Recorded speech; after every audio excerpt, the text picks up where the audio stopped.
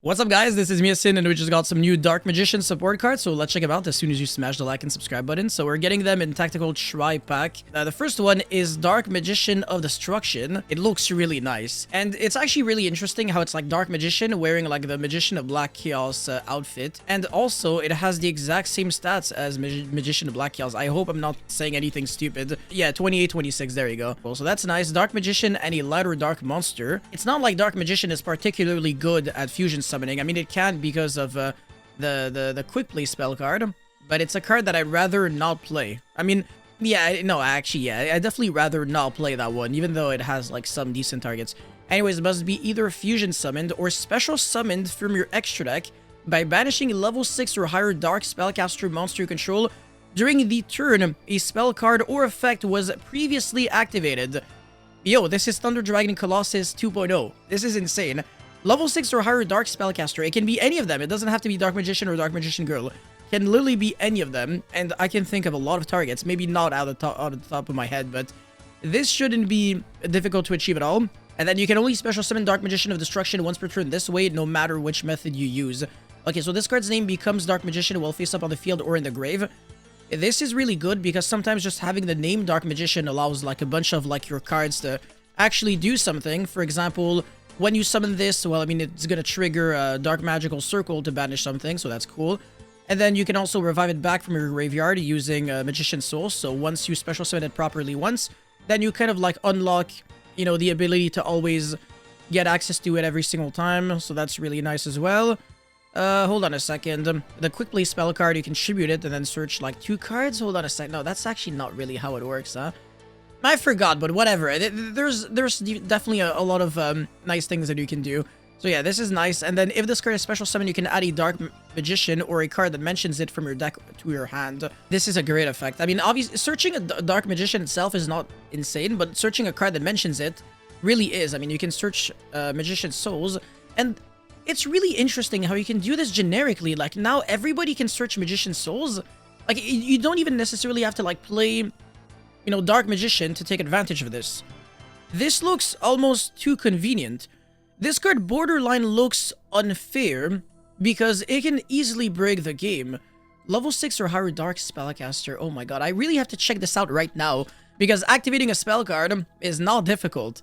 I mean, if Metal Foes can easily summon a level 6 or higher Dark Spellcaster, then... And also you have to banish it. It's not even you have to send it to the grave. That's even better. So when you're contact fusing, you can even use Pendulum monsters, because if it said like you have to like send it to the graveyard, then you can't use pendulums because obviously pendulums can't go to the graveyard on the field, literally just by game mechanics, but you're banishing it.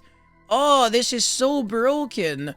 So yeah, you can use Astrograph and then search Magician's Souls and then send your Metal Foes combination and then draw 2 cards and then search 2 cards. Haha! Alright, this might very well be one of the best cards I have ever read in quite a while. It's insanely broken, but for the Dark Spellcasters, honestly, I'm gonna have to do a little bit of research. I mean, there's Imseti. Ooh, that's really good. You can use Imseti, and then Sarcophagus is always gonna be the spell card, so that you can search Magician. Oh my god, oh my god, oh my god, oh my god, okay. Yeah, alright, okay. Yeah, like I said, Astrograph, blah, blah, blah. Eidos, the Underworld Monarch. Okay, potentially. Maybe. I don't think this is like super realistic. And also, yeah, okay, yeah, you're in Magician's Souls is not actually a bad card in Monarch. Like, you can send Pantheism and then draw cards and then, you know, trigger, and it also gives you like a tribute summon material. It's definitely not bad. And also it sends like your Eidos, the Underworld Monarch, from your deck to the graveyard, and it does have a graveyard effect, so that's really cool. But realistically, I don't think anybody cares too much. Shifter is a level 6 Dark Spellcaster. So yeah, you can tribute summon Shifter, and okay, you know what? I'm gonna stop saying stupid things. Okay, whatever. This card is unfair. It's extremely good for Dark Magician, and it's extremely good for literally anyone else. So yeah, this is definitely a card that could break Yu-Gi-Oh! Easily, unless I'm stupid and I'm randomly missing something. But from what I'm seeing, this looks like one of the best cards I've seen in years. One of the best. Not obviously the best, but still insanely good. I'm super hyped. Anyways, Timaeus, the United Magi Dragon. It looks kind of cool. I'm not gonna lie. Light Dragon 2818. Is that the same stats as... I actually don't know. Dark Magician or Dark Magician Girl, any dragon or spellcaster monster. Okay, so it shouldn't be too difficult to make. You can only use the second and third effect once per turn. After this card is special summoned until the end of your next turn, it is unaffected by other card effects. Alright, I mean, it's not like it has like insane stats, so it can easily be run by battle, but I'm assuming that this effect is going to help. If this card battles, you can, during damage calculation, you can make it gain 100 attack for each spell in both graveyards and banished. Okay, so Dark Magician is a deck that plays like infinite billion spell cards. Obviously, spellcaster decks, they kind of use spell cards, no shit. So yeah, this should actually get to like over 3k in like 2 seconds, which means that, you know, if your monster is basically indestructible by battle and in a way also kind of like unaffected by card effects, not permanently, but still, it should be like difficult to like out this card, but it's not like it's permanent, so that's what kind of bothers me. And then during your opponent's turn, quick effect, you can target one spell or trap card on the field, destroy it. It's not the best interruption effect, but this card is not like bad in any way. It's just also not like fantastic. It gets like a 6 out of 10 for me. No complaints, but it's also not like woo. Anyways, the Gaze of Timaeus, quickly spell, you can only activate one card with this card's once per turn. Target a Dark Magician or Dark Magician girl you control or in your graveyard. Oh, that is interesting for sure, because this is not at all what Eye of Timaeus does. Fusion summon one fusion monster from your extra deck that mentions it as material by shuffling that monster into the deck, but banish it during the end phase of the next turn.